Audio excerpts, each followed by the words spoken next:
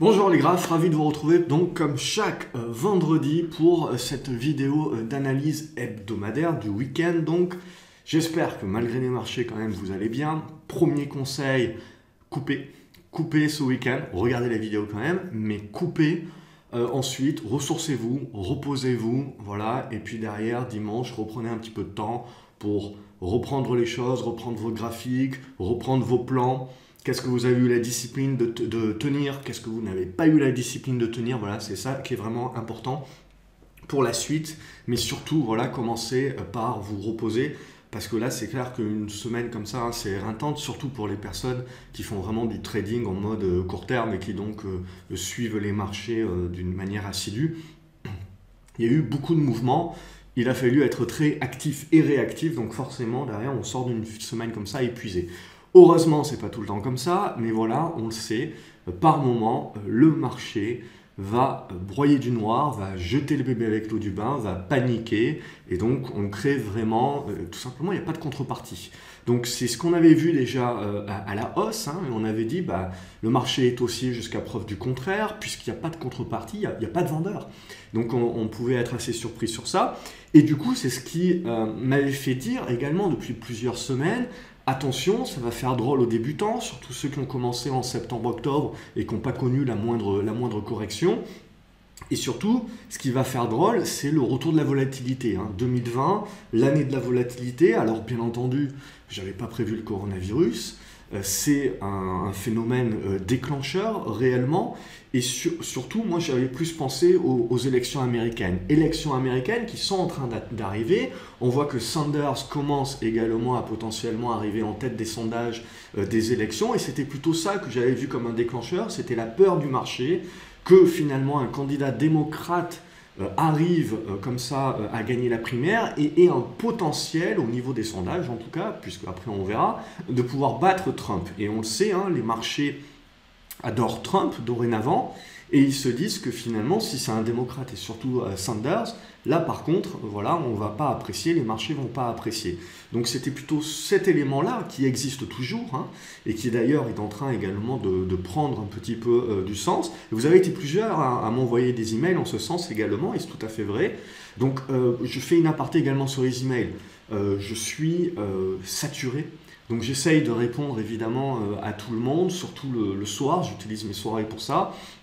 Donc si vous n'avez pas eu de réponse, etc., bon, ça va venir, hein. Je vais essayer de faire mon possible. Déjà, je vais essayer de répondre dans cette vidéo à beaucoup de choses qu'on m'a demandé, beaucoup de questions qu'on m'a posées, etc., beaucoup d'avis qui ont été échangés. Donc je vais essayer de faire une synthèse dans cette vidéo-là, la plus complète possible. Sinon, n'hésitez pas dans les commentaires à poser votre question si j'ai oublié. Je vais essayer de rien oublier, mais on va faire du mieux possible. Et donc, pour revenir, donc, élection américaine, ok. Et donc là, en effet, c'est en train de prendre. Mais clairement, le marché, actuellement, hein, il est omnibulé aussi par le coronavirus. Alors, coronavirus, on ne va pas faire un débat.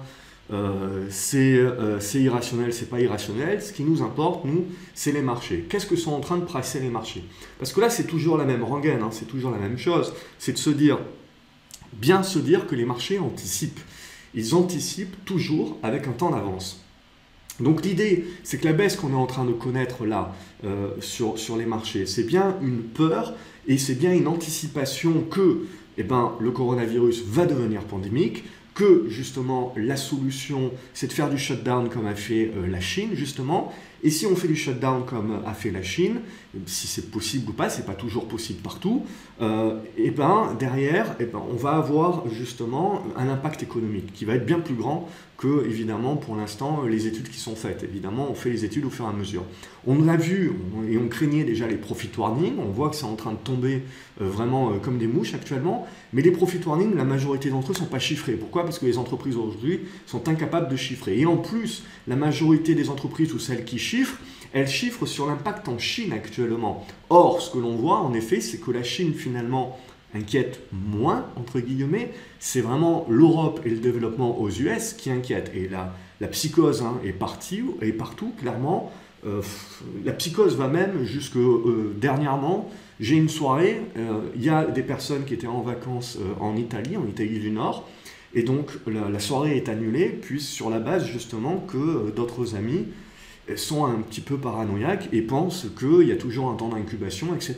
Donc c'est très bien d'être préventif, mais on voit, et c'est proche de moi, et donc on voit justement jusqu'où déjà est la psychose, alors que là où je suis, il n'y a pas de cas, hein. Il y a 0 cas pour le moment, alors bien sûr ça va arriver, mais voilà un petit peu, on voit un petit peu déjà la psychose qui est en place dans la population, merci les médias, c'est toujours la même chose, pour justement faire du divertissement, on balance, on continue de l'information, et puis ça finit bien entendu à créer une prophétie autoréalisatrice de peur, de paranoïa. Donc on en est là. Bien entendu, donc les marchés, ils ont dévissé cette semaine, bien au-delà de ce que je pensais, on va y revenir d'un point de vue technique, mais l'idée, voilà, c'est qu'à un moment donné, on passe un niveau pivot, et quand on casse ce niveau pivot, là, il n'y a plus de raison, c'est d'irrationalité, et on jette le bébé avec l'eau du bain, et on se dit, on verra plus tard. Puisque là, ce que le marché est en train de pricer, clairement, hein, il est en train de pricer qu'on va vers la pandémie, qu'on va vers des blocages d'usines, de tout ce que vous voulez, en Europe et aux US, et que donc, bien entendu, ça va impacter les entreprises,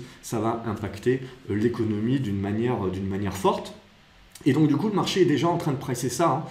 Donc l'idée, c'est de se dire, oui, mais ça va encore empirer, donc le marché va encore baisser. C'est pas forcément vrai. Il faut faire attention par rapport à ça, parce que justement, peut-être que le marché a d'ores et déjà pricé le scénario du pire. Alors, j'en sais rien, hein. Là, l'idée, c'est de se dire, on ne sait pas jusqu'où ça peut aller, mais l'idée, c'est de se dire, là, le marché, il a quand même pricé le scénario du pire, éventuellement. Et donc, l'idée, c'est que même si plus tard, on a des mauvaises nouvelles, ça ne va pas forcément impacter négativement le marché encore plus, puisque le marché va peut-être se dire à un moment donné, bon ben là, j'ai pricé ça, toutes ces mauvaises nouvelles qui arrivent, en fait, ben, je l'ai déjà anticipé, donc je ne baisse pas plus. Ensuite, bien entendu, il y a les banques centrales. Pour l'instant, ça joue la temporisation. Alors c'est génial, hein, quand on avait la guerre commerciale, au moindre tweet, etc., c'était tout de suite la banque centrale est là pour supporter, etc.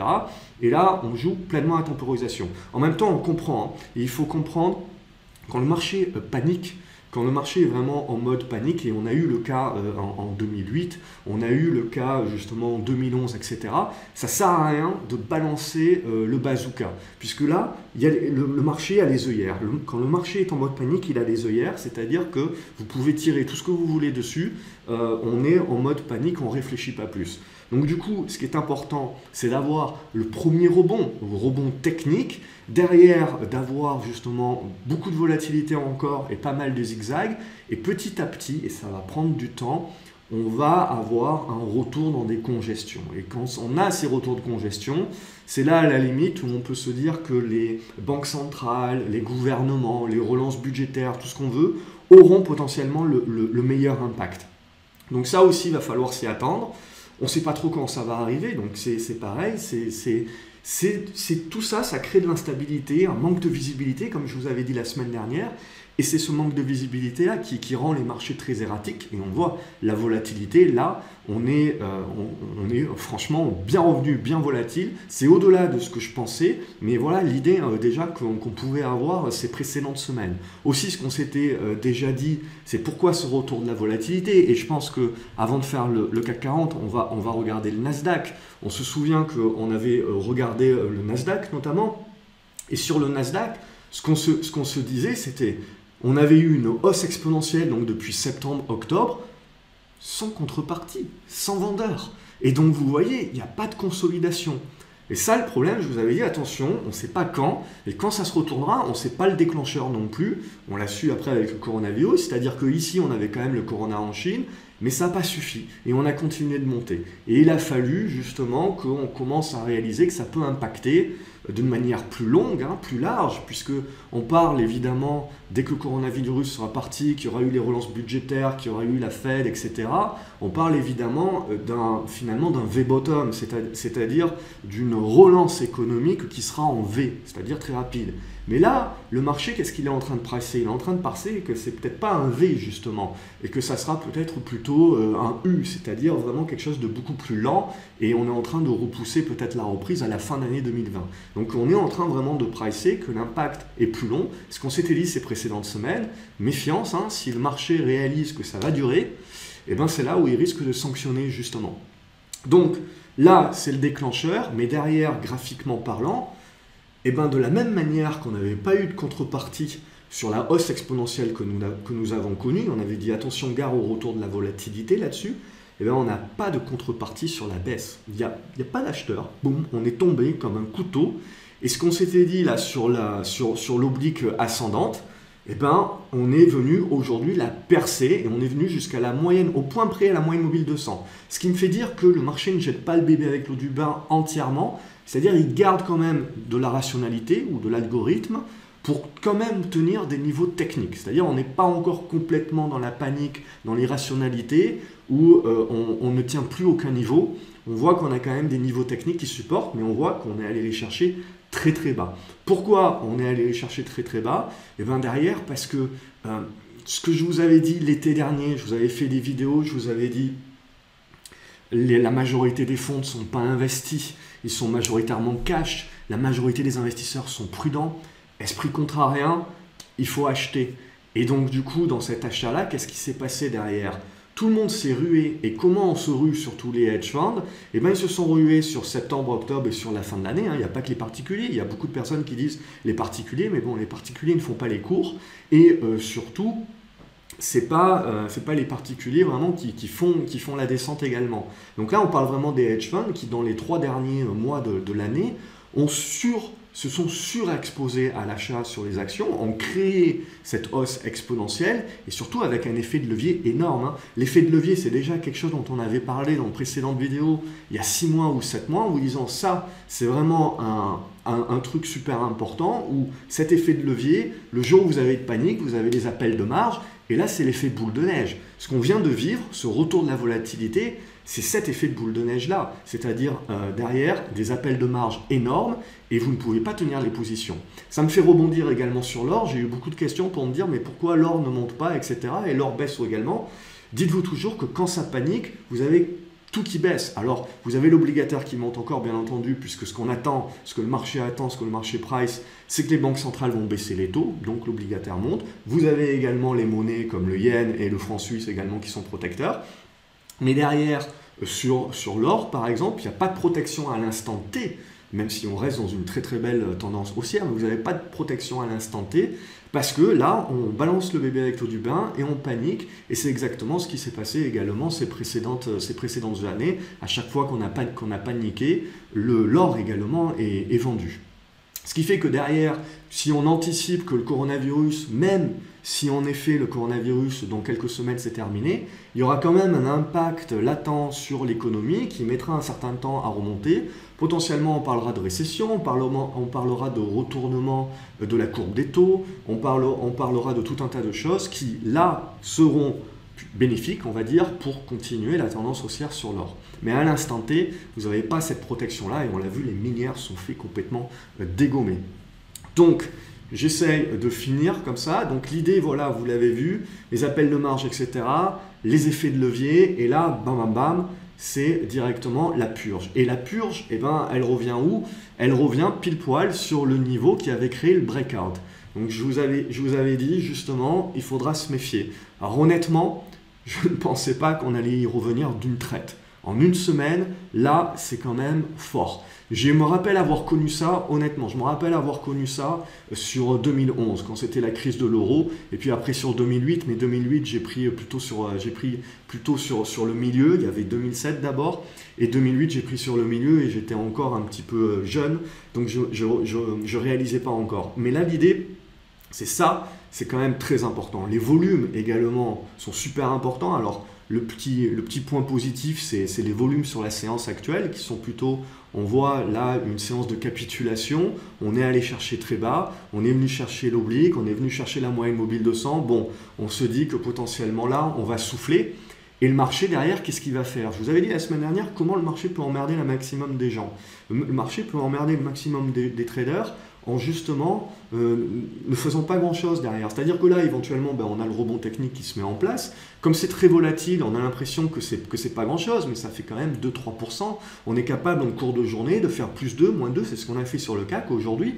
Enfin, je veux dire, pour un trader de très court terme qui fait des allers-retours, c'est absolument magnifique la volatilité. Là, on se régale. Après des mois, voire des années à avoir une petite volatilité, pas grand-chose à se mettre sous la dent, là, franchement, ça valait le coup d'attendre. Mais derrière, L'idée, c'est bien de se dire qu'à une fois qu'on a fait le rebond, derrière, là, vous allez quand même avoir toujours des forces vendeuses, puisqu'on a quand même cassé, hein, on a quand même pris un coup derrière la nuque, on a cassé la confiance, on a cassé le moral des investisseurs. Donc là, en effet, on va certainement rebondir, mais derrière, il faut s'attendre à quelque chose quand même de très chaotique. Il faut s'attendre aussi à quelque chose de très volatile encore. Donc il faut bien faire attention à ça, et bien faire attention à son profil. Et donc, c'est ce dont on va parler cette semaine, c'est bien de faire attention à quel type d'investisseur on est, pour pouvoir savoir ce que l'on fait dans des périodes comme ça. Pour moi, il n'y a que deux types. C'est-à-dire, et après vous avez des alternatives, mais il n'y a vraiment que deux gros types. Soit vous êtes un investisseur de moindre risque, et alors vous n'avez pas de raison d'être sur le marché, sauf sur des valeurs qui sont encore moindre risque potentiellement, et on va en reparler, on va en voir plus tard. Soit donc vous attendez, qu'est-ce que vous attendez vous pour vous remettre en position? Vous attendez qu'il y ait une stabilisation, un point bas qui est marqué, le premier rebond qu'on évite d'anticiper et qu'on évite justement de vouloir acheter ou de regretter une fois qu'il a lieu, et on attend derrière la construction, la congestion. Et une fois qu'on a eu ça, on joue la cassure d'une résistance et là, on prend le train en marche. Ou alors, deuxième type, plus fondamental, on se dit irrationalité du marché, inefficience du marché. Oui, ça peut durer bien plus longtemps que je peux être solvable, c'est vrai, mais j'ai une profondeur de portefeuille éventuellement pour commencer petit à petit à acheter des valeurs qui ont une très bonne valorisation actuellement, qui reviennent à des prix très intéressants, qui ont les reins suffisamment solides pour résister éventuellement à tout l'effet domino que peut avoir le coronavirus, et qui en plus ont une politique de dividendes qui sera sauvegardée cette année. Et aujourd'hui, avec la baisse des prix, vous vous retrouvez avec des dividendes à 7-8%. Donc aujourd'hui, il faut bien se dire quand même que les actions dans l'esprit d'un investisseur qui ne se noie pas dans le bruit de marché restent quand même une opportunité avec justement les rendements. La plupart d'entre eux seront payés bientôt d'ailleurs, sur les mois avril et mai. Donc ça également, c'est des facteurs de soutien. Alors bien entendu, à court terme, on peut bouger énormément, ça peut tout faire, mais il faut réfléchir à plus long terme, avoir un plan d'ensemble. Et donc bien se distinguer derrière, si vous êtes un investisseur qui va d'abord privilégier le graphique et le moindre risque, ou si vous commencez d'ores et déjà à acheter des bonnes valorisations, des bonnes valeurs, même si en effet ça peut continuer à chahuter, ça peut continuer à baisser ces prochains jours, et donc potentiellement donc vous pouvez vous retrouver en moins-value latente. Mais il faut essayer d'avoir une vision un petit peu plus long terme que ça. Donc voilà, donc votre boulot ce week-end, si ce n'est pas déjà fait, c'est vraiment de bien étudier qui vous êtes, bien étudier quel type d'investisseur vous êtes, et donc de pouvoir derrière choisir votre profil. Parce qu'en effet, il ne sert à rien de dire il ne faut pas acheter un couteau qui tombe. Dites-vous toujours que le couteau qui tombe pour qu'il remonte, il y a bien quelqu'un à un moment donné qui l'achète. Et qui l'achète en règle générale? Le mec qui regarde les bilans, le mec qui regarde les comptes de résultats, le mec qui se dit je suis en train d'acheter une très bonne valorisation. Donc je vous ai fait un petit mix dans les actions qu'on va voir ensemble, entre des actions qui sont toujours dans des configurations qui sont saines, entre guillemets, et puis des actions qui sont peut-être des couteaux qui tombent, mais qui sont des valorisations attrayantes, avec du rendement, avec des reins solides, voilà, avec des choses où potentiellement on peut avoir une réflexion un peu plus value, un peu plus fondamentale là-dessus. Et bien entendu, là, derrière, on peut se dire où sont les gérants. Les gérants qui, fin d'année 2019, fin d'année 2018, pardon, nous avaient tous expliqué que c'était négatif, c'était pris une branlée, c'est normal. Biais cognitif, en règle générale, quand ça baisse, le biais cognitif, c'est de dire qu'on pense que dans le futur récent, ça va baisser. Donc du coup, ils ont loupé l'essentiel de la hausse, ils sont rentrés tardivement dans la hausse, et du coup, maintenant, ils se reprennent une branlée.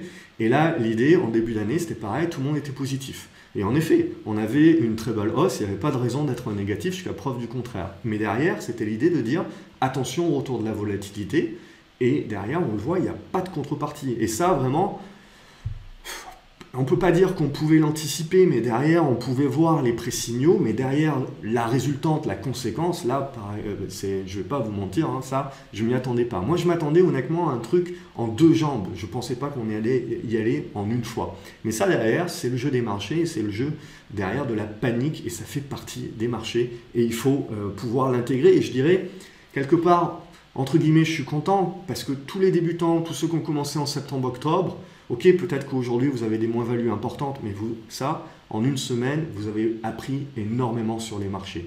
vous avez gagné en expérience et donc c'est ça qu'il faut retenir. C'est qu'en une semaine, vous avez gagné l'expérience de plusieurs années, puisque ce marché haussier a duré tellement longtemps que même si en effet vous êtes en bourse depuis 2013, 2014, 2015, même 2016, après 2016 surtout, ben, même si vous avez vécu fin 2018, vous avez toujours un système de vagues, un système de construction, donc on ne prend pas la baisse tout d'un coup.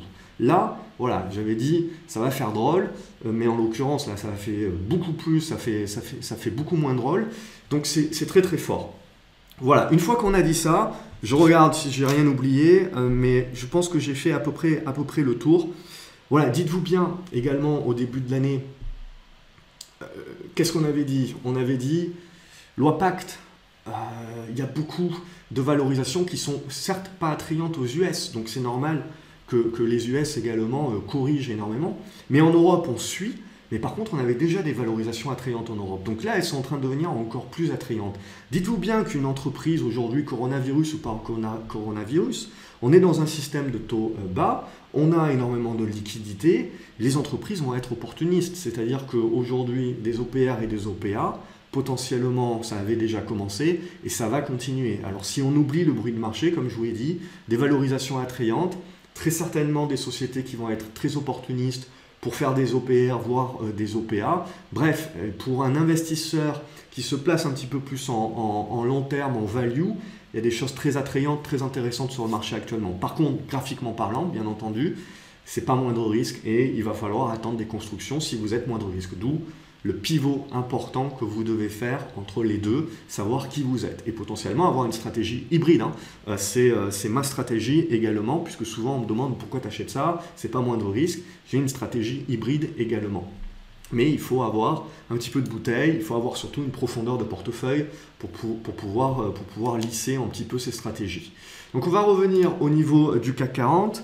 Je pense que j'ai un petit peu tout dit, donc maintenant on va passer sur la partie analyse pure et dure. De toute façon, si j'ai oublié quelque chose ou si vous avez un autre avis à partager, dans les commentaires, n'hésitez pas. Je me ferai un plaisir de vous répondre ce week-end, ça sera sûrement très intéressant. Donc CAC 40, évidemment, bon là on a gros gap, on perce.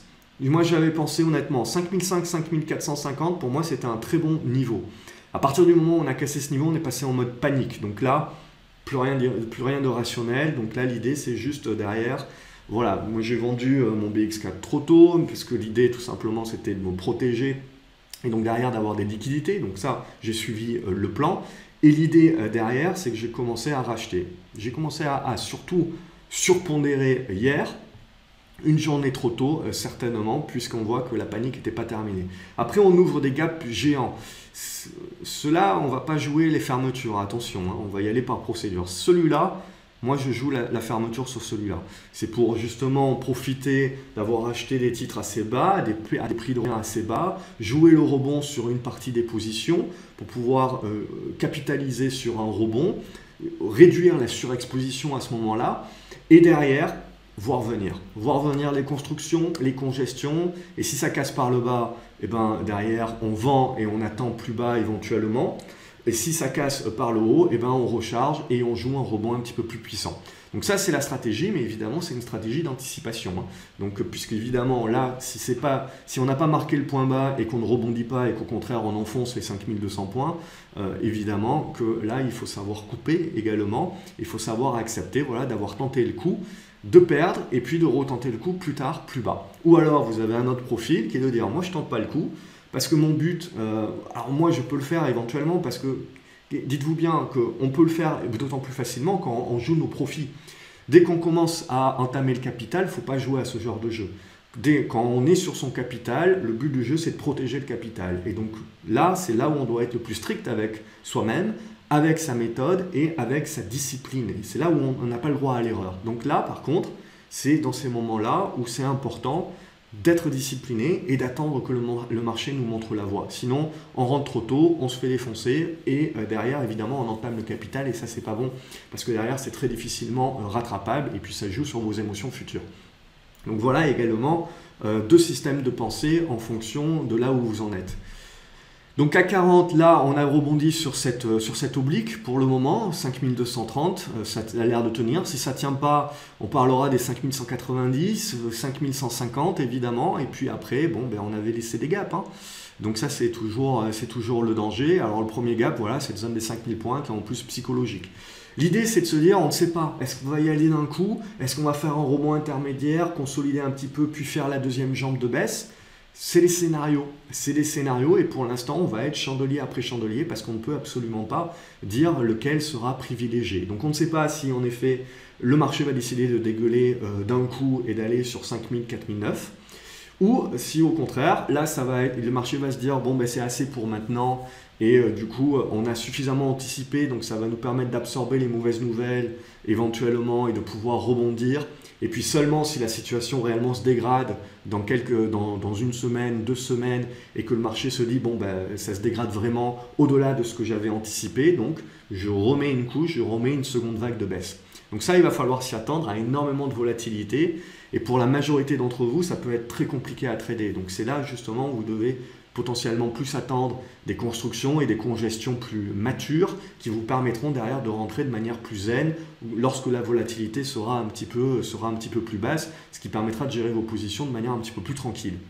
Là, il faut être quand même assez réactif. Ou alors vous êtes long terme et à ce moment-là, vous achetez surtout de la valeur. Hein. Vous achetez des prix bas, vous achetez de la bonne valorisation que vous revenez et vous savez que voilà, vous fermez les œillères derrière et vous savez que potentiellement ça peut pas mal bouger ces prochaines semaines, mais que dans une vision long terme, avec du rendement, etc., potentiellement, vous êtes plus ou moins bien. Hein. Toujours faire attention, le rendement ne vous protège pas. Hein. La tendance est primordiale, mais derrière, ce rendement-là pour cette année, ça peut être un soutien également. Je vais éviter de me répéter. Donc voilà un petit peu pour le CAC 40, j'ai pas plus à vous dire que ça. Après on peut faire le détail des différents niveaux, etc.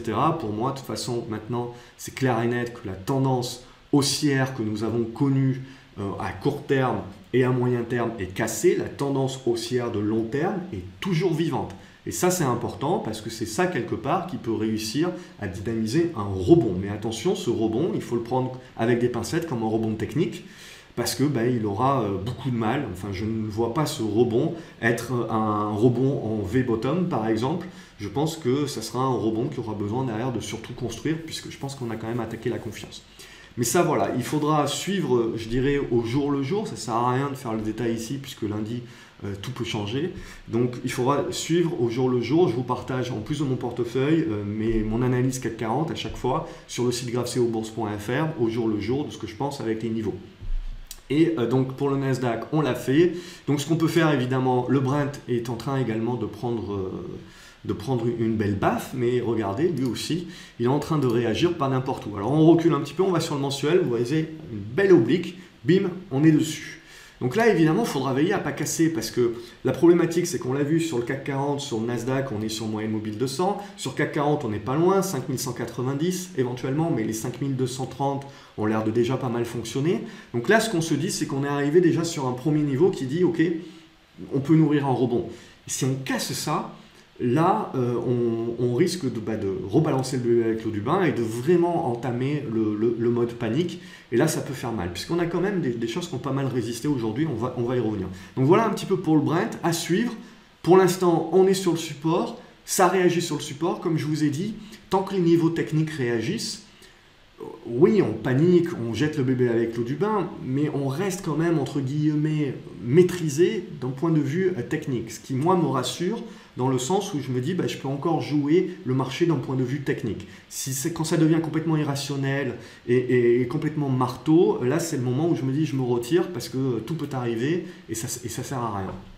Là, je trouve le marché encore très technique, ce qui me fait dire qu'il y a encore un pilote dans l'avion. Donc là, l'idée derrière, on va regarder, donc l'argent s'est pris également une torgnole parce que ça joue sur le fait évidemment que l'argent est plus impacté économiquement que l'or. Mais même, donc là, tout est à refaire. De toute façon, on n'avait pas réussi à breaker les 19 $. Donc tout est à refaire, même si on reste, on dirait, tant qu'on reste au-dessus de cette zone des 16 $, etc., on reste au-dessus d'une zone importante. Mais regardez, les volumes sont vraiment importants. On a eu des arbitrages de malades cette semaine. Les volumes sont impressionnants. Même sur le CAC 40, on voit la fin de séance, les volumes sont très importants. Alors, certainement beaucoup de rachats de VAD, puisqu'on a beaucoup parlé également certainement d'une baisse en fin de séance parce que les acheteurs ne voudraient pas acheter avant le week-end et prendre de risques. Mais il faut se dire aussi que les vendeurs aussi ne veulent pas prendre de risques, éventuellement d'une annonce de banque centrale, etc. Donc eux aussi, ils ont racheté leur position en fin de séance. Et on a vu, c'est surtout donc des rachats de vente à découvert qui se sont effectués. Et on a pas mal également, je pense aussi, d'investisseurs value long terme qui commencent à se charger sur des positions, sur des valos, on va les voir, qui sont quand même très intéressantes. Vous m'auriez dit il y a 3 mois, tu vas toucher du total à 37 €. Je t'aurais dit, attends, bouge pas, je prépare mon cash. Donc voilà un petit peu où on en est. Donc oui, à court terme, ça peut pas mal bouger. On peut se dire, mince, j'ai acheté trop tôt, etc. Mais si vous avez une vision moyen long terme, je veux dire, voilà, si vous avez le profil pour, il y a peut-être des choses d'ores et déjà à faire. Si vous n'avez pas le profil pour, eh ben, il y a beaucoup d'attentes et il y aura beaucoup d'attentes à effectuer. On va voir, il y a beaucoup de figures qui commencent à se tracer et ça peut prendre du temps. Donc ça peut pas mal bouger à l'intérieur, pas mal de volatilité à l'intérieur. Mais pour un investisseur de moyen terme, etc., il y a une phase d'observation, une phase d'attente là qui certainement va durer et on va le discuter au fur et à mesure ensemble.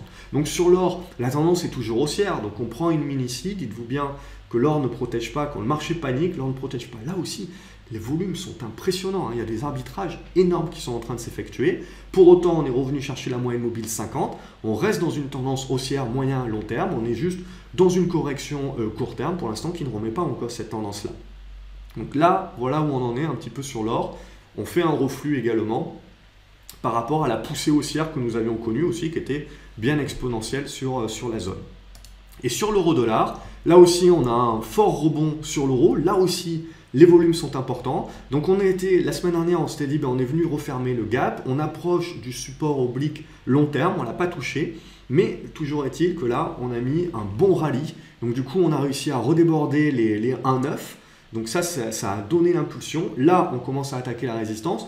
Du coup, on va certainement consolider la semaine prochaine avec cette zone des 1,9 qui va servir de support. Et du coup, une congestion éventuellement qui va se mettre en place sur l'euro. Donc là, ça va être très intéressant à suivre sur l'euro-dollar également, puisqu'il y aura pas mal d'implications à voir. Est-ce que c'est juste un rebond technique au prorata de la baisse également, ou au contraire, est-ce que c'est le début d'une construction de retournement beaucoup plus durable? Ça, on n'a pas la réponse encore, il faudra attendre quelques chandeliers supplémentaires. Voilà, je pense que j'ai fait le tour. On va passer aux actions. Et alors, les actions, je vous ai choisi un petit peu de tout. Et donc là, en fonction de votre profil également, il y a des choses qui vous intéressent, des choses qui ne vous intéressent pas. Donc c'est ça aussi, dans cette vidéo publique, j'essaye un petit peu de contenter tout le monde, donc c'est le but également. On commence par Abivax, un titre très volatile bien entendu. On a pulvérisé les 16 €. Par contre, voilà, ça fait partie des titres où à un moment donné, on se dit que pas grand chose a changé sur la boîte. Et l'idée, c'est de se dire, on essaye d'attraper derrière les supports. Et les supports, ils sont là, on le voit, entre les 12,20 € et les 12,70 €. Si on y va, peut-être qu'on rebondira avant, on n'en sait rien. Mais si on y va, on sait que c'est potentiellement une zone qui peut être intéressante pour jouer le rebond. Et donc ça, c'est l'idée. Et évidemment, selon votre profil, ça vous intéresse ou ça ne vous intéresse pas. Et il y a certaines personnes, donc moins de risque, là c'est plutôt jouer le rebond. Mais si on est moins de risque, on attend, on accepte de laisser filer ce rebond. On attend la consolidation après ce rebond, la congestion, la construction. Et là, si ça casse par le haut, là, on joue la suite du rebond. Et ça, vous avez des probabilités de succès, c'est beaucoup plus zen, etc.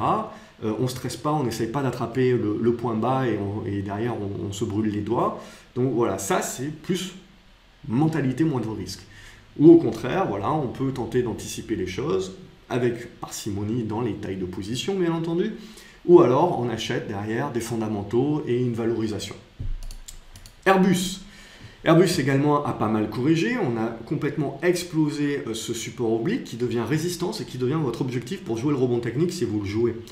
Là derrière, l'idée c'est de se dire, on voit que les 105 € ont servi de support, mais il y a un gap, alors c'est le haut du gap, mais il y a un gap, alors potentiellement lundi, la semaine prochaine, on ne sait pas, est-ce qu'on ira fermer ce gap? Est-ce qu'on va rebondir d'abord, remettre une seconde jambe de baisse pour revenir sur cette zone des 103 € pour refermer le gap, ou est-ce qu'on va y aller d'un coup et rebondir après? C'est ça, les deux scénarios, on n'en sait rien et on est en attente. Après, il y a le scénario qui embête tout le monde, comme je vous l'ai dit, c'est on n'arrive pas à rebondir, on ne chute pas, mais on fait consolidation à plat et on attend. Et on attend, et ça va embêter beaucoup de monde. Biocinex, donc ça c'était une valeur qui était pas mal suivie dans l'académie, donc bravo à ceux qui l'ont eu, parce que voilà, il y avait des valeurs moins de risque. Alors je ne parle pas de toutes les valeurs coronavirus, Biocinex en est devenue une avec l'histoire des thermomètres achetés à Visiomède, etc. Je ne connais pas tout le détail, mais voilà, donc là l'exponentielle s'est mise en place, mais bon, on avait le moins de risque qui s'était mis en place, la congestion, et puis derrière, bon, la frénésie, là c'est le marché qui veut ça, et donc on explose tout. Donc bravo à vous si vous avez fait un petit peu de moins de risque là-dessus. Là, pas moins de risque, c'est Boiron. Et Boiron, alors on ne sait pas si l'homéopathie, ça va nous aider pour le coronavirus, mais l'idée sur Boiron, c'est que déjà, les 31 € sont votre socle. Ça casse les 31 €, on abdique, plus de scénario. Par contre là, on est en attente, on regarde les constructions et on se dit que si Boiron arrive à revenir au-dessus des 34 €, ça va commencer à construire un bottom. C'est bien prématuré pour le moment, donc, mais c'est en observation éventuelle. Et puis derrière, on achète des fondamentaux sur Boiron. On achète peut-être aussi un retrait de la cote. Il faut se dire également qu'ils ont énormément de liquidités, énormément de cash, donc c'est tout à fait possible. Donc là, voilà, ça fait partie des valeurs que je vous présente. Boiron, techniquement parlant, il n'y a pas grand-chose, hein. C'est sous la résistance, c'est pas moins de risque, etc. Mais vous avez un aspect également value par-dessus. Vous dites, bon, la situation s'améliore un petit peu, j'ai un repère, c'est ça qui est important, j'ai un repère éventuellement pour sortir. Et donc, je peux tenter quelque chose. Karma également, on corrige pas mal, mais ça fait partie des valeurs où vous avez un bon news flow récent. Il y a du cash, etc. Donc, on se dit, OK, on temporise, on revient sur une zone de support. Voilà, éventuellement, c'est une valeur qui peut être intéressante, qui revient sur des niveaux intéressants, alors qu'il n'y a pas un mois, eh ben, on avait un fort mouvement acheteur sur la valeur, et donc là, c'est une construction qui peut intéresser. Évidemment, ça casse par le bas, on lâche les 17 €, etc. Il faut avoir un plan également qui permet de dire « Ok, je coupe et on verra plus tard ». Carrefour également, ça a extrêmement bien tenu cette semaine. On s'en était déjà parlé, ou dans l'académie, je ne sais plus, je mélange un petit peu tout ce que je dis. Mais l'idée première, c'est de se dire, ok, on a un retournement qui est en train de se mettre en place. Alors évidemment, on a eu de la volatilité sur ces 2 derniers jours, et pour l'instant, ça tient. Et on voit que tant qu'on va tenir cette zone des 15,30 €, ça reste, ma foi, plutôt positif. Quelque part, bon, il y a eu pas mal de volatilité ces 2 derniers jours, mais quelque part, ça peut rester au-dessus de ces 15,30, une valeur assez défensive dans l'état actuel des choses. Katana également, énorme correction, et du coup, on est en train de revenir sur les niveaux qui avaient déclenché la hausse. Donc là, c'est pour celles et ceux qui sont intéressés éventuellement pour jouer un rebond, voire plus si affinité, hein. Ça faudra juger de la suite, mais voilà, on sait que c'est en train de revenir sur un niveau qui peut très certainement commencer à intéresser. Par contre, c'est compliqué. On voit dans le marché actuel, c'est compliqué. Les 3 € étaient pas mal. On voit qu'on est venu à 2,80 €, peut-être qu'on ira à 2,70 €. Bon, on va parler de zone. Et il faut être prêt, voilà, à fragmenter vos ordres et à rentrer en plusieurs fois au sein d'une zone, parce que sinon, si vous rentrez en une fois, c'est très compliqué derrière de gérer la position et tout de suite vous êtes inconfortable. Au niveau de Claranova, c'est la même chose. On a cassé l'oblique ascendant, donc là derrière on n'a pas fait dans le détail. Et l'idée derrière, on a ouvert un gap aujourd'hui et on est allé chercher les 5,60 €. Donc j'avais les 5,90 €, on est allé chercher jusqu'aux 5,60 €. Éventuellement, on n'est pas à l'abri d'aller chercher jusqu'aux 5 €, 4,80 €, on n'en sait rien si la panique continue. Mais l'idée, c'est de se dire, voilà, Claranova, on connaît les chiffres, en effet, peut-être ça sera impacté, pas impacté, on peut dire ce qu'on veut. De toute façon, on n'est pas là pour débattre. En bourse, hein, vous savez, il y aura toujours quelqu'un qui aura une opinion contraire à vous. Donc on ne débat pas là-dessus, on suit le graphique. Et le graphique, qu'est-ce qu'il nous dit? Il nous dit que, ma foi, on est arrivé sur une oblique haussière qui est également jumelée à un support horizontal qui correspond peu ou prou au niveau haut de 2017, dont la cassure avait permis derrière à la frénésie haussière. Et donc, on continue la construction long terme de Claranova, mais à court terme, on est revenu sur un niveau pivot. Alors, on peut le tenter. Si ça ne marche pas, voilà, ça ne nous a pas coûté grand-chose. Si ça marche, on a potentiellement un rebond. Attention, en termes de moindre risque, hein, il y aura certainement énormément de boulot avant de parler de retournement aussi sur Claranova. Donc, c'est bien ce que je suis en train de dire, on est en train de parler de rebond. Derrière, il faudra parler de construction. Et tout ça, ça peut durer longtemps. Ça peut durer des semaines, ça peut durer des mois. On est peut-être parti pour pas mal là, de mouvements. Donc là, à court terme, on peut pas mal jouer des rebonds. Mais derrière, sur la suite des mouvements, je pense qu'il y aura pas mal d'observations à effectuer. On aura l'occasion d'en reparler. Au niveau de Crédit Agricole, voilà également un titre qui revient en premier lieu sur la zone des 12. Donc on se dit c'est pas mal comme prix. Pouf, on pulvérise ça. Moyenne mobile 200 qui est jumelé également à la zone des 11,50. On se dit c'est encore mieux comme prix. Et bien, on pulvérise ça. Derrière cette oblique-là, on ne l'a même pas testé. Donc éventuellement, elle peut jouer résistance. Et on est venu chercher cette oblique ascendante ici. Et on est venu fermer le gap au passage également. Donc là également, bon, on voit les banques qui se font complètement trucider. On voit les volumes également qui sont énormes. Donc très impressionnant. En effet, donc on peut certainement jouer un rebond technique sur les valeurs bancaires. Mais derrière, bon, il faudra voir comment tout ça construit. Donc là, voilà. Curtis. Là, c'est un peu plus spéculatif, mais une configuration en congestion avec des volumes qui, sur la cassure des 80 centimes d'euros, peut vous donner quelque chose de moins de risque sur une petite valeur, donc taille à adapter, mais concrètement, là, une configuration qui est propre. Il y en a quelques-unes quand même. Dassault Aviation, même chose. C'est un couteau qui tombe, biseau descendant qui casse par le bas. Graphiquement parlant, rien à dire. Des gros volumes, etc. Par contre, fondamentalement parlant, il faut savoir que Dassault, ils ont pas mal d'actions Thales. Thales, pour l'instant, c'est pas cassé la figure. Donc en fait, quand vous achetez Dassault, finalement, eh ben, c'est comme si vous aviez Thales et que le business de Dassault, en fait, était quasiment évalué, pas à zéro, mais il est évalué, je sais pas, à 600 ou 700 millions actuellement, au prix actuel. Il faudrait que je refasse mes calculs, mais ça doit être dans ces eaux-là. Donc l'idée, c'est de se dire, bon, très bien, Dassault Aviation, ça se casse la figure, mais quand j'achète du Dassault Aviation, j'achète également du Thales, j'achète également des actions Thales. C'est un petit peu comme Guillemot qu'on va voir plus tard. Donc là, voilà, l'idée, c'est OK de dire graphiquement, il n'y a rien. Fondamentalement, la valeur m'intéresse parce que j'achète potentiellement une valorisation attrayante. DBV Technologies, ça se tient plutôt pas mal également, mais il faudra déborder les 18,30 €. Mais on va dire que dans la semaine actuelle, ça s'est quand même plutôt bien défendu. On voit au-dessus des 16,50 €, on a un bon support. Deinov, jusqu'à aujourd'hui, ça s'est bien défendu. Aujourd'hui, la peur a pris. Et du coup, on est en train de revenir, on voit sur cette zone-là, l'ancienne oblique résistance, et 75 centimes d'euros, 80 centimes d'euros. C'est une zone de support qu'il va falloir tenir. Et du coup, ben, on continue la construction. C'est juste qu'elle est plus longue que celle qu'on avait imaginée, avec du coup plutôt cette oblique ici. Donc on verra plus tard. Ça, c'est spéculatif également. Il y a des news qui peuvent arriver. Econocom, également, on consolide pas mal, mais on voit que dans cette consolidation, on est quand même resté rationnel, c'est-à-dire qu'on a tenu des niveaux de support importants sur cette zone des 2,40 €. Donc évidemment, la semaine prochaine, on peut décider de dire terminer et de revenir fermer le gap à 2,30 €. Mais pour le moment, c'est quelque chose qui tient plutôt pas mal. Donc on va plutôt se dire que les valeurs qui ont tenu bien cette semaine, c'est des valeurs qui ont une certaine force et donc qui peuvent intéresser dans le rebond également. Eramé également, alors là, on ne va pas dire qu'elle a tenu bien ces derniers jours, mais bon, elle s'était déjà pris un tampon par rapport à ses résultats. On est sur support oblique, on est sur un prix là aussi fondamental, alors c'était déjà le cas à 39 €, donc faites bien attention.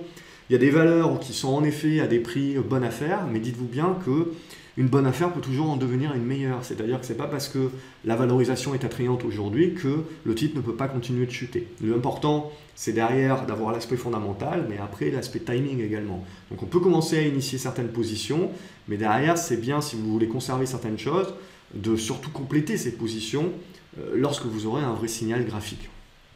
Sinon, il faut être court terme et c'est plus compliqué à gérer, bien entendu. C'est pas moindre risque. Donc Eramé, voilà, ça réagit bien. Il y a du rebond technique éventuellement à jouer. Il y a un niveau de résistance ici sur les 30,70 € pour ma part. Et si on arrive à casser, bon, ben après on verra ce que fait le marché là. Et le but, c'est pas de deviner. Le but, c'est justement de pouvoir profiter de ces moments-là, jouer le rebond.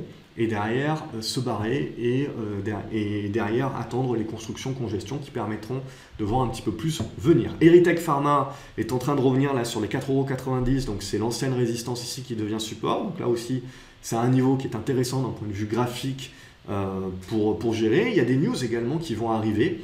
Donc c'est un peu plus spécu, bien entendu, ça reste une biotech. Euronav également, avec la baisse du pétrole, etc., la baisse du fret, tout ce que vous voulez, Euronav a piqué du nez, mais là aussi, on est en train d'arriver, vous voyez, sur la zone des 8 €, qui est quand même une zone où on retrouve pas mal de soutien. Alors ça n'empêchera pas que potentiellement on va les casser, et on va aller chercher éventuellement 7,50 €. Il y a d'autres niveaux également, 7,40 €, 7,50 €, c'est tout à fait possible. Pour le moment, voilà, c'est une zone de soutien qui peut éventuellement nourrir un rebond. Après, le rebond, moi, je ne suis pas très gourmand à titre personnel. Je vais jouer les 8,70 €. et plus si affinité, mais ça suffira. Flow Trader, c'est une action donc, qui est baissière, bien entendu, dans un biseau descendant, que j'ai présenté la semaine dernière, le week-end dernier, dans l'académie, justement, en disant, tiens, c'est une valeur avec le retour de la volatilité, justement, qui peut tirer son épingle du jeu, parce qu'eux, ils font du high frequency trading, etc. Donc, ils aiment bien, évidemment, le retour de la volatilité, ça les intéresse. Donc, du coup, j'ai pas été le seul à penser ça, puisque dès le lundi, on a ouvert avec un petit gap, mais derrière, on a validé ce gap. Donc, je n'ai pas été assez réactif, j'étais sur d'autres trucs, et du coup, j'ai laissé passer l'opportunité. Par contre, on est venu buter, on voit la mèche haute sur la résistance oblique, donc il y a potentiellement une construction-congestion qui va se mettre en place. Les volumes sont là, donc ça peut être à observer pour essayer de jouer la sortie haussière de cette congestion-construction, et donc un retournement haussier un petit peu plus fort sur Flow Traders éventuellement. Française de l'énergie, c'est en train de revenir sur un soutien, un support, donc il faut le tenir. Si on ne le tient pas, ça sera 16 € éventuellement. Groupe Guillain, c'est pareil, il n'y a pas grand-chose à se mettre sous la dent, c'est plus fondamental. On se dit, voilà, on achète quelque chose qui n'est pas cher, on achète potentiellement une valeur familiale, ils décideront peut-être de faire une OPR, parce qu'ils n'ont jamais levé de capitaux en bourse, ils ne sont pas prêts d'en lever, ou pour l'instant, ce que j'ai vu du bilan, ils n'ont pas des besoins de cash. À un moment donné, très bien, les gens peuvent se dire aussi, on rachète les minoritaires et on ne parle plus de bourse parce que ça me dégoûte de voir ma valeur baisser alors que ma société va bien. C'est l'idée. Groupe Open. Là, on avait une bonne construction. Pareil, ça fait partie des constructions et des corrections qui sont encore saines sur Groupe Open. On voit dans cette zone des 11 €, 11,30 €, qui est une zone de soutien. Si on ne tient pas ça, on reviendra certainement sur 10 €. Mais bon, pour le moment, cette zone des 11,20 €, 11,50 €, je ne sais plus ce que je vous ai dit, je suis fatigué. C'est une zone, on voit, qui réagit. Et tant qu'elle réagit, c'est une zone qui offre donc du soutien. Guillemot, c'est la même chose que je vous ai dit pour Dassault. Graphiquement parlant, on est dans un biseau descendant, mais rien ne nous indique qu'on ne va pas casser par le bas et aller chercher très bas, bien entendu. Mais actuellement, au prix d'Ubisoft, on va voir Ubisoft plus tard, Guillemot est valorisé 0. C'est-à-dire que vous prenez les actions Ubisoft, et vous avez déjà la valorisation de Guillemot. Donc derrière, Guillemot, le business Guillemot, il est valorisé 0 avec ses capitaux propres, etc.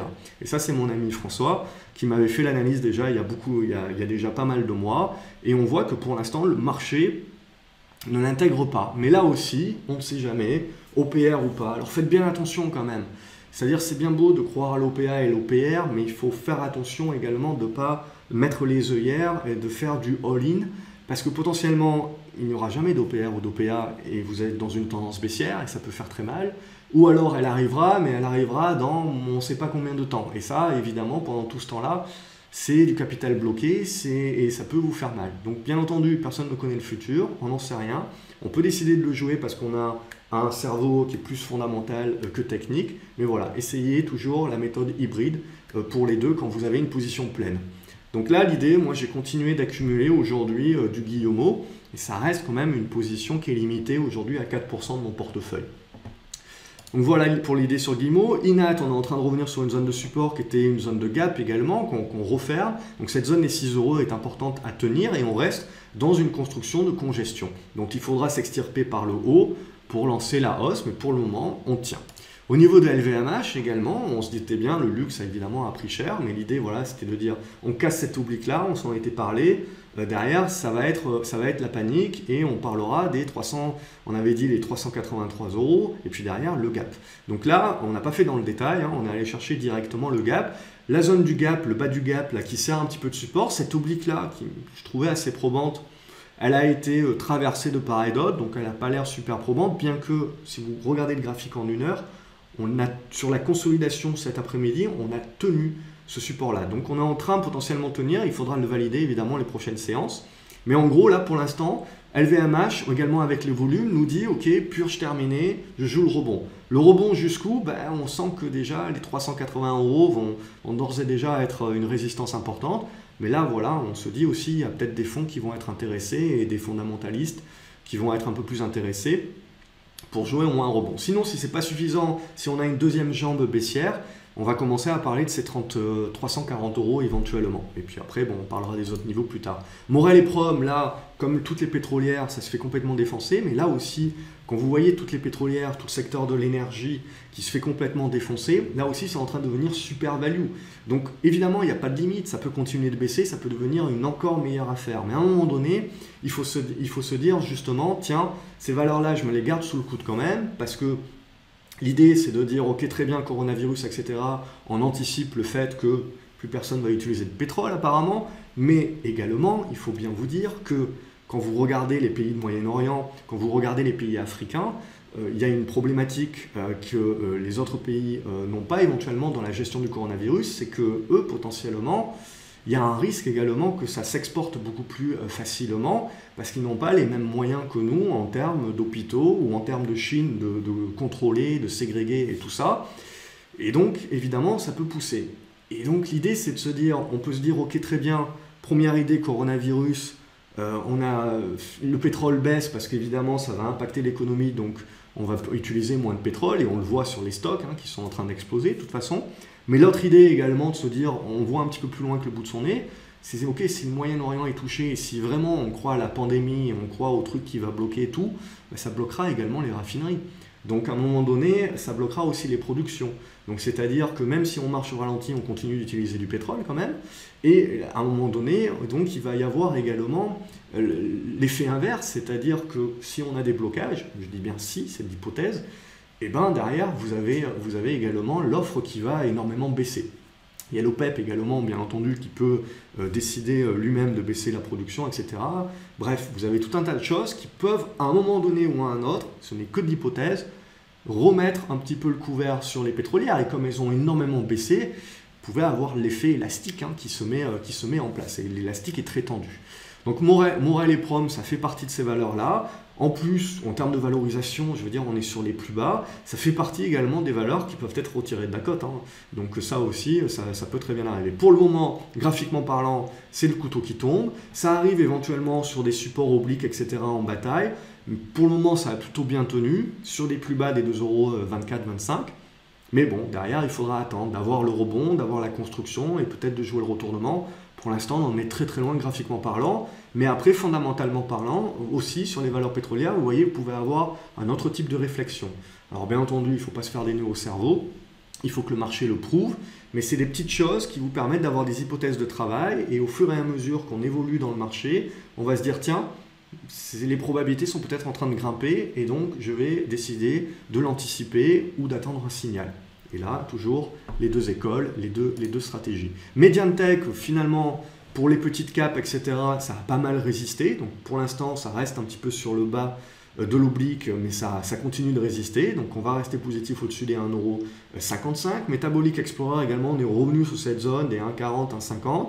Donc on reste positif également, même si on devait revenir sur les 1,30. On ne remet pas en cause la tendance de fond qu'on avait mise en place avec la cassure de ce biseau descendant. Après, ça, voilà, un court-termiste dira, bon, on a quand même cassé le truc, mais là, c'est plus une vision moyen-long terme. MGI Digital également, on est en train de revenir sur l'ancienne cassure de l'oblique. Il y aura certainement un rebond. Bon, j'en avais vendu une bonne partie ici, mais il m'en reste encore. Ça aussi, ça fait partie des valeurs qui peuvent se faire retirer, mais c'est comme l'Arlésienne, on ne sait jamais quand. Mais l'idée, voilà, c'est là de jouer un rebond éventuellement, et ça, on verra si j'attends l'Arlésienne ou pas, je ne suis pas sûr dans mon plan. Micropole Univers, il nous manque la cassure des 1,35, alors ça ne s'appelle plus Micropole Univers, maintenant juste Micropole, c'est mon ancien moi qui se souvient de ça. Donc l'idée, là, il faut casser les 1,35, 1,36, et pour l'instant, on joue un petit peu avec le support, mais on les tient. Donc il faut faire attention également sur ces valeurs qu'on des carnets d'ordre qui sont petites valeurs, qu'on a des carnets d'ordre un petit peu fins. Évidemment, ça bouge énormément.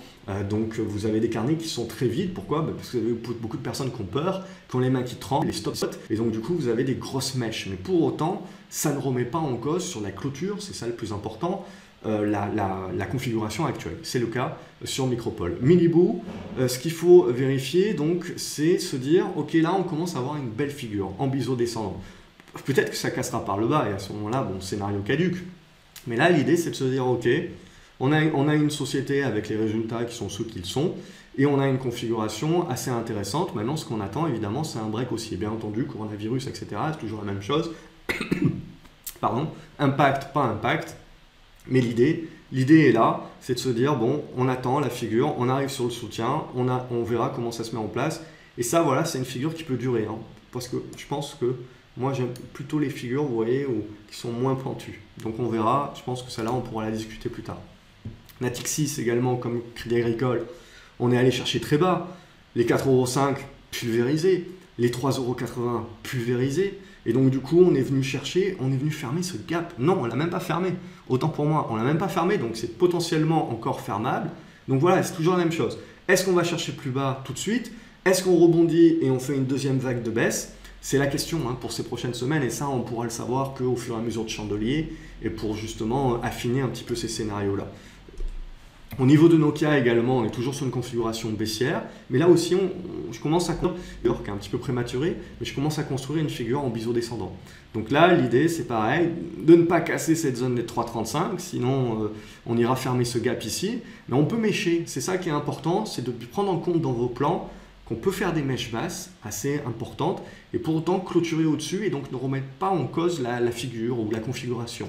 Mais pour autant, on peut mêcher, donc ça peut être important dans votre stratégie d'éventuellement laisser des ordres qu'on appelle épuisettes à cours limité, assez bas, sur des niveaux importants, qui du coup vous feront acheter la valeur peut-être pas chère dans une irrationalité du marché et vis-à-vis de quelques mains tremblantes. Donc ça c'est l'idée également. Graphiquement parlant, évidemment, si on se met du côté gauche, dans l'idée profil, moindre risque, ce n'est pas moindre risque, on doit attendre que les supports soient validés et que derrière on commence à construire le rebond et qu'on casse des résistances.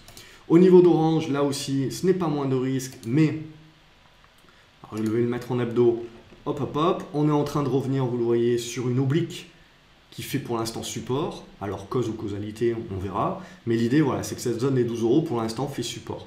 Alors après, pour l'instant, là aussi, les volumes sont énormes, le rebond technique certainement sur 12,50 € et puis après, bon, il faudra en reparler. Au niveau de Ordina, voilà une position moindre risque qui derrière a baissé cette semaine bien entendu, mais est revenu sur une zone de soutien, la moitié de ce chandelier ici, les 2,20 €, éventuellement qui pourra revenir jusqu'aux 2,14 € sans pour autant remettre en cause cette tendance. Et là voilà, ça fait partie des valeurs où on peut éventuellement jouer le rebond facilement parce que c'est moindre risque, il y a du volume et pour l'instant ça reste dans une bonne dynamique. Farnext, là, celle-ci, je l'ai laissée, je ne sais pas trop, j'ai pas grand-chose à vous dire sur Farnext. Ce qui m'intéresserait, c'est éventuellement de voir si ces 4,50 € sont bien résistants et tiennent. Mais après, c'est pareil, c'est plutôt d'attendre de voir la construction et qu'on commence à retaper un petit peu vers le haut pour jouer la cassure haussière. Pour l'instant, ce n'est pas encore le cas. Poxel, grosse correction et on est revenu là où on avait cassé fin d'année. Et donc, on est revenu sur cette zone des 8 € et on est même venu aujourd'hui jouer un petit peu avec cette oblique ascendante support qui était aux alentours des 7,65 €. Donc on verra si ça tient justement et si ça permet de rebondir. Où est-ce qu'on peut rebondir? Je dirais les 8,50 € c'est déjà un premier niveau, puis après il y a cette zone des gaps à 9 €. Ça peut être pas mal volatile éventuellement, mais bon voilà, c'est comme tout, hein, faut faire attention. Quantum c'est pareil, j'avais cette oblique là, on l'a pulvérisé, on est allé chercher les 2,40 €, on n'est pas à l'abri d'aller chercher les 2,20 €, 2,25 € éventuellement, là ça tombe. Voilà, le seul truc, c'est de se dire, moi pour l'instant, j'y touche pas à titre personnel, j'attends le rebond éventuellement, et après la conso. Et là, éventuellement, je verrai comment j'affine un petit peu les choses. Au niveau de Renault, c'est pareil, c'est le couteau qui tombe, mais au bout d'un moment, avec tous les problèmes de Renault, on se dit, bon, on est quand même revenu là maintenant à 25 €, mais la problématique, c'est toujours la même. C'est-à-dire, à 50 €, il y avait plein de fondamentalistes qui vous disaient c'est pas cher, Renault, c'est une bonne boîte, etc. Et donc, vous payez pas cher la boîte. Ok, à 40 €, c'était la même chose. À 30 €, c'est la même chose. À 25 €, c'est la même chose. Rien ne nous indique que la démarque, la troisième, la quatrième démarque, ne va pas procéder. Là, graphiquement parlant, on voit qu'on a une zone 24 €, 25 € qui est quand même une zone graphique. Donc qui devrait pouvoir supporter les cours, au moins pour un rebond technique. Mais après, la route sera très très longue pour Renault. Donc là, on parle avant tout de rebond, éventuellement. Et puis après, il y aura certainement beaucoup de construction. SEB, c'est pareil, on est revenu sur une ancienne oblique. Vous voyez, une oblique ascendante qui avait été cassée à la hausse, qui avait permis de créer le mouvement haussier ici, qui avait servi ici de support et qui resserre de support aujourd'hui. Donc là, c'est une oblique vraiment très importante pour SEB, à ne pas casser par le bas, évidemment. Sinon, ça fera très mal. Et pour le moment, qui permet au moins de nourrir un rebond. Et là, l'idée, c'est pareil. Jouer d'abord le rebond technique. Jusqu'où 126, 130 euros éventuellement. Après, ça commencera à être plus compliqué. Et derrière, voir comment on va construire dans cette zone-là. Soit on recasse par le haut parce que le coronavirus, on sera dit finalement que c'est bon, maintenant on repart et l'économie va faire un V. Ça, c'est ce que anticipera le marché. Soit on n'y arrive pas et on casse par le bas. Là, ça veut dire que le marché, il anticipe que ça va durer, ça va empirer et qu'il y a un effet domino également. Ne pas oublier que tout le monde, là pour l'instant, est focalisé sur le coronavirus, sur l'impact économique, mais après, vous avez tous les dominos qui peuvent tomber au fur et à mesure, c'est-à-dire derrière la dette des entreprises, la dette des ménages également, la dette, tous les crédits immobiliers en Chine également. Donc vous avez tout un tas de dominos qui, dans une économie à flux tendu comme dans laquelle on est cette année, pas cette année, mais actuellement cette décennie, il faut justement se dire que quand tout le monde est en train de regarder un point d'impact, potentiellement c'est en train de fissurer sur d'autres choses qui seront bien plus importantes et bien plus systémique que ce point-là. Donc là, pour le moment, évidemment, c'est un petit peu compliqué de pouvoir se projeter, mais voilà, pour moi, déjà, les choses auxquelles je pense. Il ne s'agit pas, et je ne l'ai pas dit au début, mais ce qu'il faut bien faire, la différence également, c'est vos horizons. Alors, je l'ai suffisamment répété, mais là où, en effet, un investisseur de court terme verra de la value ou verra un potentiel de rebond technique, le moyen long terme, lui, se dit, oulala, pas touché au marché, tout peut, en effet, on peut peut-être rebondir à court terme, mais à long terme, les impacts vont être énormes, etc. J'y crois pas au rebond, j'y crois pas à la reprise. Je crois au contraire que ça va continuer de devenir la pandémie, etc. Donc moi, je reste en dehors jusqu'à ce que j'ai vraiment des vraies figures de moyen terme qui cassent à la hausse et qui me redonnent des signaux. Et voilà, et tout le monde a raison. C'est-à-dire le court terme qui tente le rebond technique, il a potentiellement raison. Le moyen long terme qui lui veut rester en dehors des marchés, ben, il a potentiellement raison également. Donc il faut bien saisir un petit peu les différences alors que l'atelier commence à être très très long et je pense que c'est nécessaire. Sanofi également on corrige, tiens je repasse en journalier, on corrige pas mal mais on arrive sur moyenne mobile 200, éventuellement cette oblique là qui pourrait permettre un rebond. Là aussi, bon, mon idée ça sera un biseau descendant mais il faudra quelques impacts supplémentaires. Target qui avait fait une bonne poussée avec des bons volumes revient du coup là sur sa zone de cassure et on voit on a d'ores et déjà une réaction dessus. Donc on voit qu'on a une bonne zone ici de soutien. Si ça casse par le bas, on ira refermer le gap, scénario caduc. Technip également qui explose et qui a quand même des fondamentaux qui ne sont pas dégueulasses, qui n'empêchera pas le titre éventuellement d'aller chercher plus bas. Mais voilà, on est sur les plus bas sur Technip. Également, comme je vous l'ai dit, graphiquement parlant, rien. Fondamentalement parlant, il y a un bon prix, il y a peut-être quelque chose à jouer également. TF1, là également, on est venu chercher un support oblique. On est venu faire la réaction sur l'ancienne oblique support qui devient résistance. Ça tergiversera potentiellement, on a des bons volumes, bref, il y a de la réaction, il y a des acheteurs, on voit, et là aussi, il y a l'aspect rendement, il y a l'aspect fondamental qui intéresse sur TF1, et peut-être que si on est tous bloqués chez nous, ben on sera obligé de regarder Joséphine, Ange Gardien, et donc voilà, ça fera une bonne action à acheter. Non, sinon, trêve de bavardage, Total également, c'est le couteau qui tombe, mais à un moment donné, bien entendu, alors on a tout cassé sur Total. Cette oblique-là, moi j'avais déjà déchargé la semaine dernière en me disant si on pète cette oblique-là, ça sera très très moche et ça sera pas terrible. Mais j'avais déchargé mon long terme. Hein. Et donc derrière, on a cassé ça, et puis derrière, on passe comme dans du beurre. C'est quand même Total. On passe comme dans du beurre. Ici, on avait une belle oblique, on a passé comme dans du beurre. Hein. Et derrière, pareil, on a tout passé. Même là, les 38,80 €, on passe. Et du coup, on va chercher. Alors là, on s'arrête à peu près au milieu. Est-ce que c'est le point bas ou pas? Ou est-ce qu'on peut aller chercher les 37, 37,10? Pourquoi pas? Voilà, c'est l'idée. Après, bien entendu, l'élastique est tendu. Il y aura un rebond. On peut certainement utiliser cette oblique ici comme point de résistance. Et éventuellement, premier objectif du rebond. Et après, ça aura certainement besoin de construire pas mal. Et pour les moyens long-termistes, mais bon, Total, 7% de rendement au prix actuel. Voilà, il y a là aussi deux façons de voir la chose. Ubisoft, c'est la même chose. Là, graphiquement parlant, on est en train de revenir sur l'ancienne oblique descendante qui joue son rôle de soutien, de support. Donc il faudra y réagir dessus et pour l'instant, On dira juste qu'on souffle par rapport à la hausse pour l'instant, donc on fait une reprise de souffle pour l'instant sans incidence majeure. Au niveau de Valneva également, je trouve qu'on est revenu sur une très très belle zone, sur les 2,65 €, qui est l'ancienne zone qui avait permis la cassure. Et là aussi, on a quand même quelque chose de très intéressant avec un niveau assez intéressant pour Valneva. Verimatrix, là par contre, on casse le biseau par le bas. Donc je ne l'ai pas accumulé ça là, on est venu fermer ce mini gap ici des 1,56 €. Cette oblique ici n'a pas l'air super probante pour le marché, bien qu'on l'ait tenu sur la fin de journée. Donc on attend, là je vais patienter un petit peu.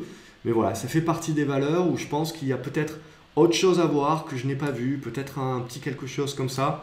Mais je pense à un biseau descendant, il faudrait que je travaille un petit peu là-dessus. Mais voilà, qui sera certainement plus long que l'ancienne figure. Vitoquinol qui continue de rester moindre risque à ce stade-là. Il y a eu une bonne dégringolade, mais on a fermé le gap et on reste, on le voit, dans une bonne disposition et on continue d'être haussier. Donc il y a quand même des configurations qui restent saines encore. Walix qui reste toujours dans son triangle ascendant, très volatile parce qu'il n'y a pas grand monde dans le carnet d'ordre, mais qui défend les niveaux, qui défend les supports et qui reste plutôt dans une construction de congestion assez intéressante. Donc pour l'instant, ça reste positif. Et Wavestone également, vous avez beaucoup de valeurs comme ça. Graphiquement parlant, c'est pas terrible, mais derrière, vous devez également vous dire que sur pas mal de valeurs, on est en train de revenir sur des supports obliques, très souvent, qui sont en fait des anciennes résistances obliques et qui dorénavant servent de support et qui peuvent faire réagir les cours. Et en l'occurrence, ça a été le cas sur Wavestone. Donc derrière, ça permet de construire des biseaux descendants. Alors bien entendu, on ne sait pas. Ce biseau descendant, peut-être qu'il cassera par le bas et qu'on ira retrouver les plus bas, bien entendu. Ou au contraire, on commence à avoir une figure et on cassera par le haut. Et là, ça sera votre signal moyen terme pour dire, bon, je peux revenir sur Wavestone. Éventuellement, même si encore la situation graphique des indices n'est pas terrible, il y aura quand même des valeurs qui seront un petit peu plus fortes que les autres. Et c'est sur ces valeurs-là qu'on veut essayer d'être éventuellement si on prime sur l'aspect graphique, bien entendu, l'aspect moins de risque.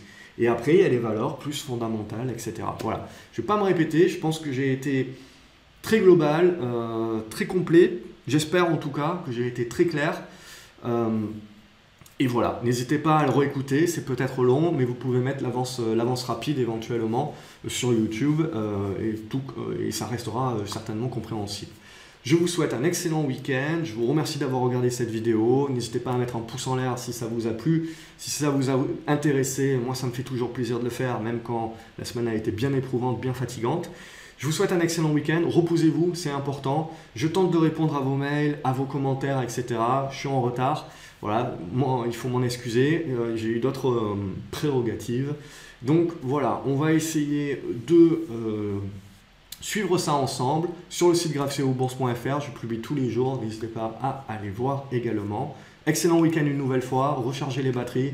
Et on se retrouve lundi pour de nouvelles aventures, puisque là, c'est vraiment des aventures boursières. Excellent week-end à vous les graphes. Salut!